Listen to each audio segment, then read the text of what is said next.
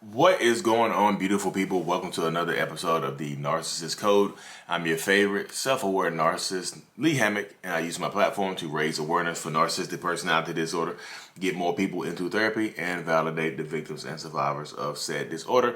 Today's episode is going to be about going from friends to dating, going from friends to being in a relationship, and just so happens to be that that person is a narcissist. So, of course, this happens a lot. When I'm talking to people over Zoom, I'm doing my one-on-ones, I hear this so much, y'all. You'll be surprised at how often I hear this right here. That we started off as friends first. We were friends for a couple of years. We were friends for a few months first, and then we transitioned to dating. And right there, I'm not saying this is a red flag at all, y'all. I'm not saying that, hey, this is red flaggy. Don't date your friends. Don't do this. Don't cross that boundary right there. But this is what I am saying, is that when you are friends first, you think you get to know people more, but you see a different side of them.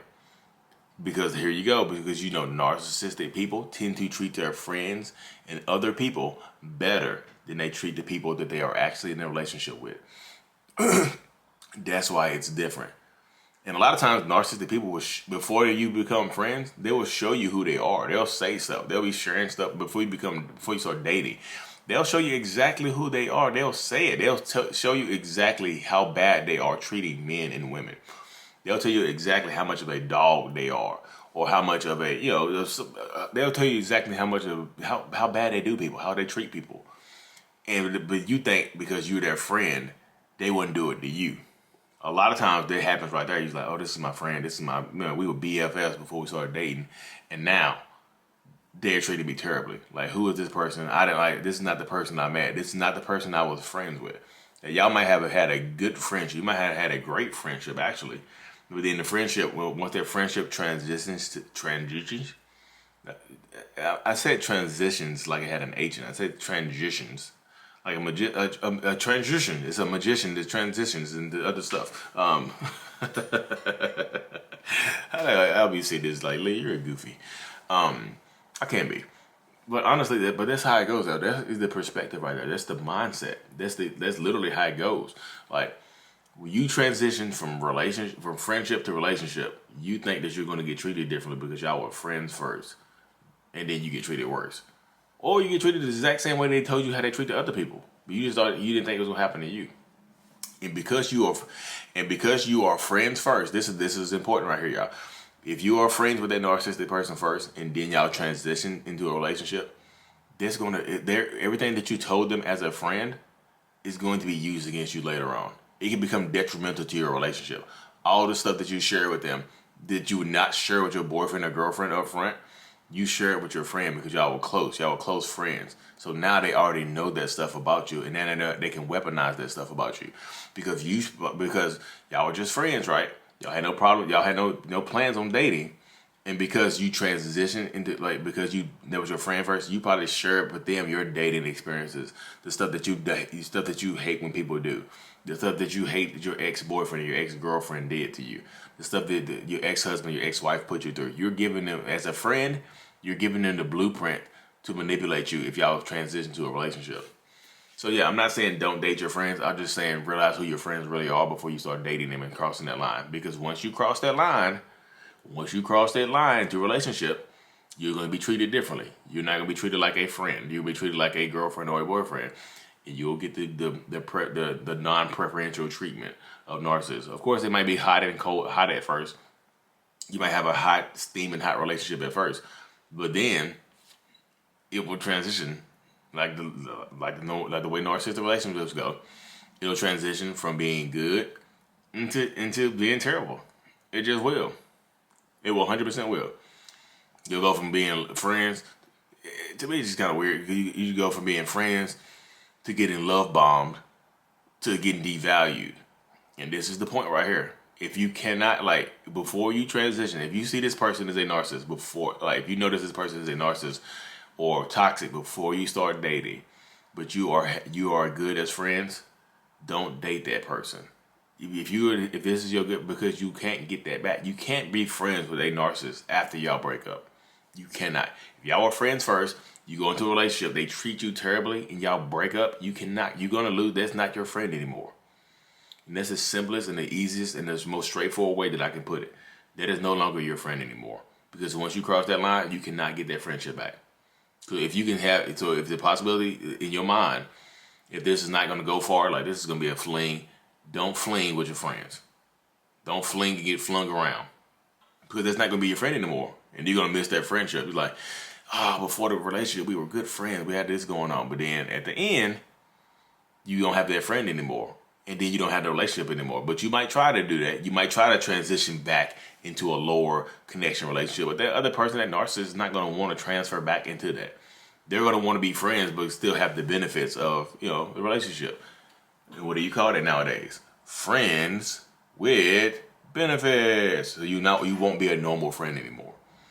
So you can risk losing that friendship. If the loss of that friendship is risk, is risk averse. No. I don't know, my mind.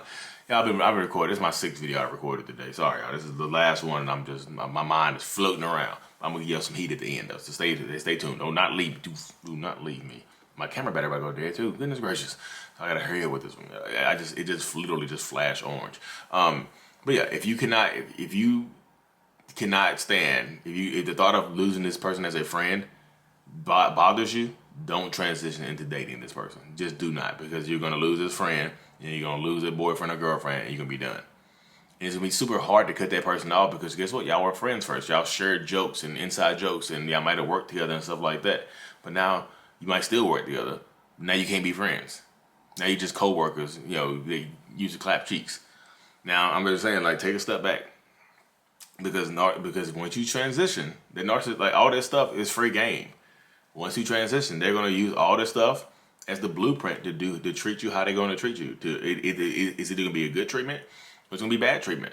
It's going to be one or the other. They're going to use it one way or another to get you into this relationship. They're going to use it one way or another to love bomb you. The stuff that you told them that you hate in relationships, guess what? They're going to use that, because they were just your friend, right? They was your confidant. Now they're going to use that stuff for good. And the bad stuff that you went through, if you do something to get on that narcissistic person's nerves, they're going to use it against you too. They're going to bring up the bad stuff that you told them to. Aren't you a cheater? Didn't you cheat in your last relationship? Now you in a relationship with me and expect me to trust you? See? If you have done dirty stuff, if you told a narcissist that you've done dirty stuff in previous relationships, it's going to be used against you. Like, especially if you told them you had, extramarital affairs, or you were cheating on your boyfriend or girlfriend, they're literally going to not ever trust you. And they're going to treat you as such. Like, they're going to treat you like they don't trust you. And it's going to get to your nerves, because trust is the foundation of most relationships, I would reckon. I know love is part of it, but trust, if they feel like they can't trust you, then they're never going to, the relationship is only going to go so far.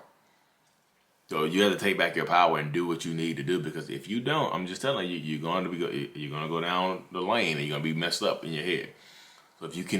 So if living without this person as a friend is worth going to a relationship with them, then by all means, because like I said, you cannot transition back. They won't let you change. A narcissist will never let you transition back into a relationship, or just a regular friendship, because now they're going to start try to make you jealous. Now they're start showing you pictures of girls and pictures of dudes online who they're dating now.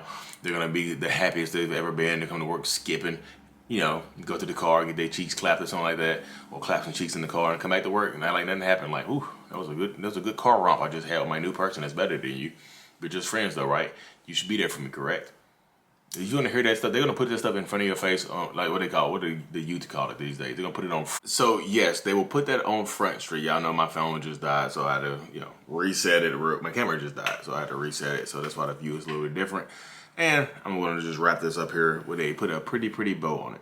So like I said, if you want a friend that's going to put their new relationship directly in front of your face, show you everything that they're doing with the next person, show you how good they're treating the next person, and how bad they compared to how bad they treated you, telling you want a friend that's going to be telling you how this relationship is the best one they've ever had, or how they found the love of their lives after being put through trauma and stuff. If you want a friend like that, then by all means, you've got a friend in that narcissist, and you will have that friend to love and to hold for the rest of your life.